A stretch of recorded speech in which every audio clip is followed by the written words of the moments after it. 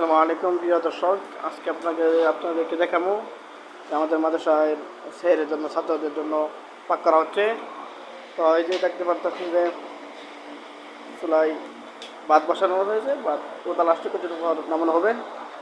আর সেহরের জন্য ছাত্রদের জন্য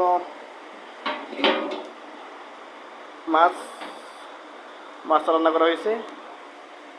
এই যে মাছ, তো মাছ হচ্ছে কি মাছ, তেলাপিয়া মাছ রান্না করা হয়েছে। আর এই যে শাক রান্না করা হয়েছে। আর কি রান্না করা হয়েছে আপনাদেরকে দেখাচ্ছি।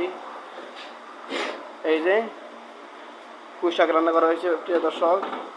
তো ভিডিওটা কেমন হয়েছে অবশ্যই জানাবেন, আর বেশি বেশি লাইক করে দিবেন, শেয়ার করে দিবেন। আসসালামু আলাইকুম, আজকের জন্য বিদায় নিচ্ছি।